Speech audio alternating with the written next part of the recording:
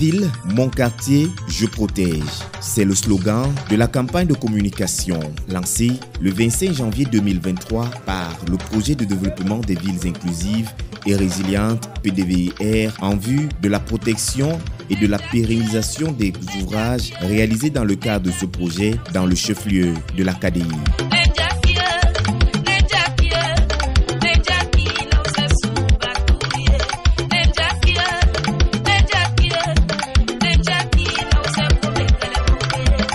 La cérémonie de lancement s'est déroulée dans la salle des actes de l'hôtel de ville de Batouri en présence du secrétaire général Nestor Djouri Mikado, représentant le maire empêché, et des représentants des administrations sectorielles, notamment les délégués départementaux du MINDU, du MINCAF. Cette campagne de communication fait suite au constat de récurrence des actes d'incivisme et de cas répétés de vandalisme sur les infrastructures routières offertes récemment par le ministère de l'Habitat et du Développement urbain dans le cadre de la mise en œuvre du projet de développement des villes inclusives et résilientes sur financement Banque mondiale. Comme vous le savez, Madame le ministre de l'Habitat et du Développement urbain a rétrocédé en septembre dernier un ouvrage de 2,2 km à la commune de Batouri.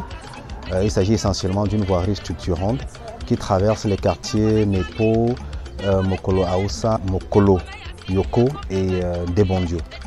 Alors, depuis que cette voirie a été mise en service, on a constaté des actes de dégradation qui relèvent un mauvais usage de cet ouvrage. La campagne vise à instaurer des comportements responsables chez les populations bénéficiaires, permettant ainsi d'assurer la protection et la pérennisation des aménagements et constructions réalisées par le PDVIR dans la ville de Batouri. Pour l'organisation de cette campagne de sensibilisation, que nous avons baptisée Ma ville, mon quartier, je protège. Donc c'est à la fois le slogan, mais à la fois le message interpellatif que nous adressons à l'endroit des populations bénéficiaires de ces différents quartiers pour qu'elles participent de manière active, d'accord, à l'appropriation, à la bonne utilisation et à la pérennisation de cet ouvrage qui est censé desservir ces différents quartiers et participer ainsi à la mise en œuvre des objectifs du PDVIR, le projet de développement des villes inclusives et résilientes, dont l'une des missions est de connecter les quartiers sous-équipés, mais également de participer à l'inclusion et à la résilience, de construire la résilience des populations de ces quartiers. Les groupes cibles visés par cette campagne de communication sont principalement les populations bénéficiaires des quartiers Mepo, Mokolo Yoko, Mokolo Aoussa et Ndembondio, situés le long de la voirie structurante de 2,2 km qui va de Carrefour Mbako à Carrefour Mairie.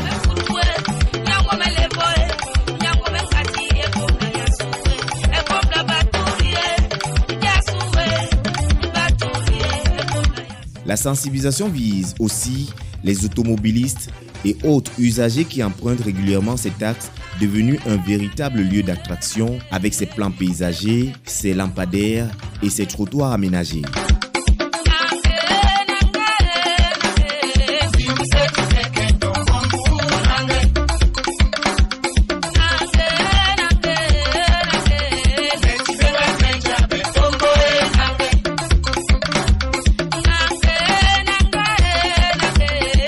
La campagne a débuté le 25 janvier 2023 par une réunion de concertation des parties prenantes qui a permis d'expliquer les enjeux, mettre l'ensemble des acteurs au même niveau d'information et surtout de mettre au point des approches participatives et ébauches de stratégies d'intervention par quartier avec l'implication effective des chefs de ces derniers, leurs présidents de comités de développement, représentants des femmes et leaders jeunes. Non, ce que je retiens de la sensibilisation pour la protection des infrastructures, ce que je retiens, ça m'a beaucoup édifié et ça m'a beaucoup renforcé. Ça me donne le courage de prêcher par le bon exemple, de dire chaque fois aux populations, aux boutiquiers, aux garagistes qui veulent installer les garages au bord de la route, de ne plus faire ça, qui doivent aller faire ça loin. S'ils veulent faire le carré, ils n'ont qu'à aller en ville, pas au bord de la route. C'est par unité de 4 à 6 agents sensibilisateurs que les équipes vont entamer dès le 26 janvier 2023 des descentes sur le terrain avec pour mission d'identifier les pratiques malsaines et susciter un changement de comportement. Bien identifiables par leur badge et leur gilet de sécurité, les équipes vont se déployer pendant 2 jours à travers des porte-à-porte, des sensibilisations par voie de mégaphone, des conversations en langue locale, kako,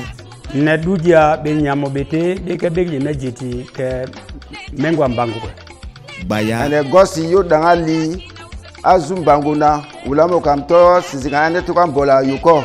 fufude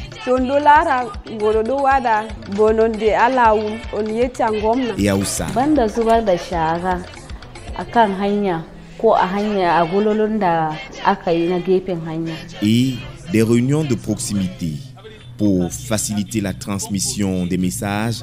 Différents supports de visibilité et de communication pour le développement ont été conçus, notamment les banderoles, les boîtes à images, les vignettes auto-adhésives, les spots et micro-programmes radiophoniques sur les ondes de la radio communale de Batouri. Oui, nous avons le sentiment que les populations comprennent effectivement le sens de notre engagement et surtout le sens de l'invitation que nous leur avons envoyée de s'engager elles-mêmes. Cette ville n'appartient pas à quelqu'un qui vient d'ailleurs, c'est à nous. C'est comme vous gardez votre pantalon propre ou sale.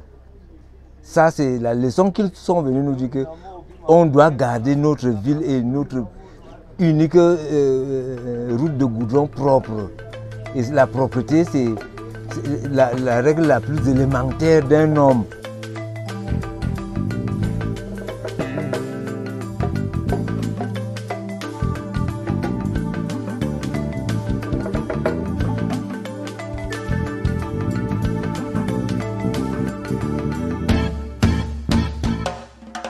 Cette première phase de descente sur le terrain s'est achevée le vendredi 27 janvier 2023 avec au compteur près de 300 ménages visités et surtout 600 personnes directement touchées par les agents sensibilisateurs.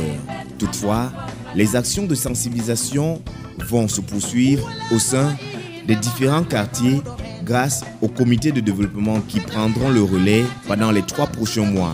Quartier. Il y a des points focaux, des relais PDV dans chaque quartier pour aussi de temps en temps faciliter cette sensibilisation, pour faciliter aussi le suivi et l'entretien de ces activités. Parce que, voyons-nous, c'est du sacerdoce et tout le monde ne comprend pas ça comme ça. L'objectif général est celui d'amener les populations de Mepo à un changement de comportement, à une adoption des actions citoyennes afin de pérenniser et de sécuriser, de protéger nos ouvrages.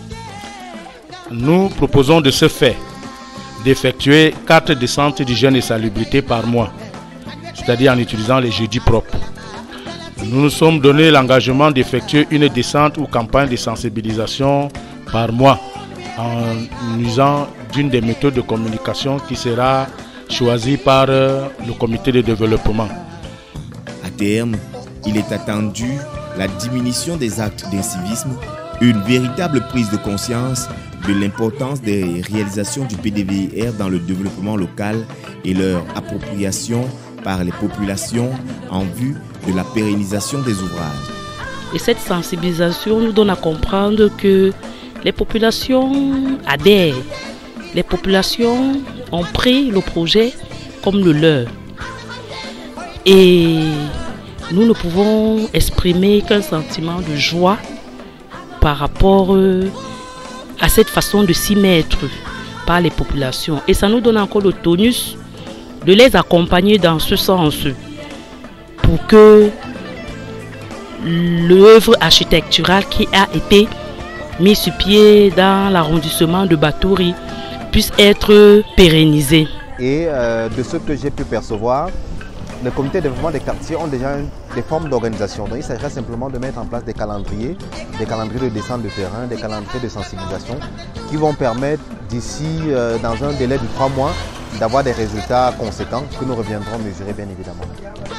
Au vu de l'engouement des populations et de la mobilisation suscitée par cette campagne, le maire de Batouri, Oberlin Belissa, a offert au comité de développement des quartiers de Mipo et d'Embondio un lot de matériel d'hygiène et d'assainissement constitué de brouettes, pelles, machettes, gilets de sécurité et gants de travail.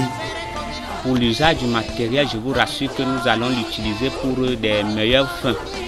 Comme l'a si mentionné le coordonnateur de l'atelier, c'était pour les fins d'entretien et de pérennisation et de protection de l'ouvrage qui nous a été remis par les pouvoirs publics, à savoir le bitumage du linéaire Mepo, Mokoloyoko, Mokolaosa, passant par Ndembondio. Quant aux populations bénéficiaires, elles n'ont pas hésité à adhérer à l'initiative en instituant des journées de propriété dans leur quartier. Elles se disent désormais prêtes à accueillir la deuxième phase du projet PDVR à Batouri, qui va financer les ouvrages de proximité tels que les chemins de mobilité piétonne, les écoles et autres équipements sociaux collectifs, mais aussi les initiatives jeunes.